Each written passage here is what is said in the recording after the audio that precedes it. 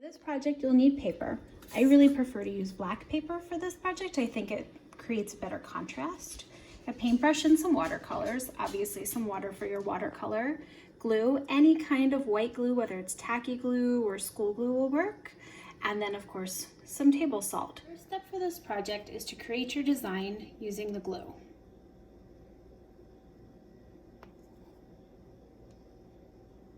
Your line should be not too thin, but not too thick either. The thicker the lines of glue, the longer it will take to dry, the longer it will take before you can paint.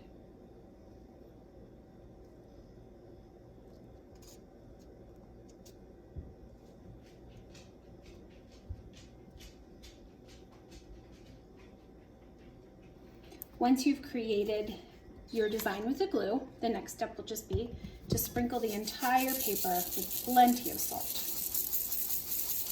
I'm doing it right on my countertop. It's not a bad idea if you were to do this on a cookie sheet or a bowl, something that can catch all that extra salt. Move the salt around the paper, making sure all of the glue is covered. Dump any of the extra stuff out, and you should have just a really nice three-dimensional design that you're going to need to let dry completely before we can go to the next step. One of the things I really like about this project is the way that the paint becomes kind of glittery after it's been added to the salt. So if your salt and glue mixture is completely dry to the touch, then you're ready to start painting. And you're going to paint on it as you would any other painting surface, making sure you add enough water to your watercolors so that the color spreads nicely. And I don't think it's showing up really well necessarily on my video, but it's kind of fun when you add the paint to the salt.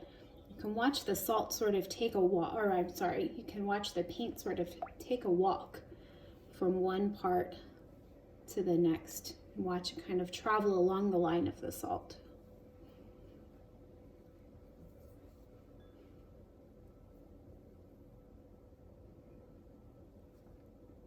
And like with any other watercolor painting, the more water you add to the paint, the less light and bright the color will be.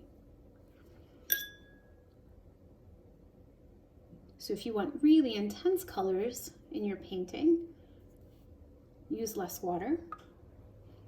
If you want paler pastel colors in your painting, use a little bit more water.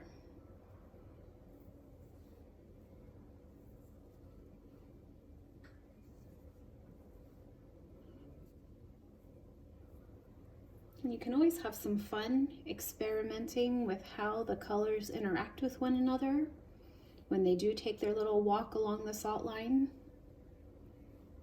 Do they blend in together to become a new color? Do they stay on their own paths?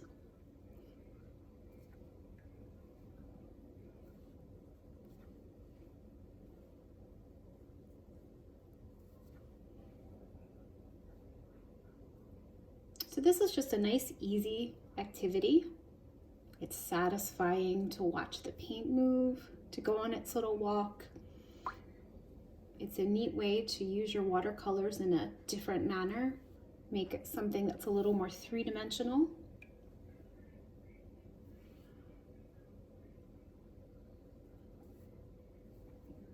There you have it. Once all of your salt trails have been painted, your project is complete. Thank you for watching our tutorial today. Hope you'd enjoyed this, and I can't wait to see what you create.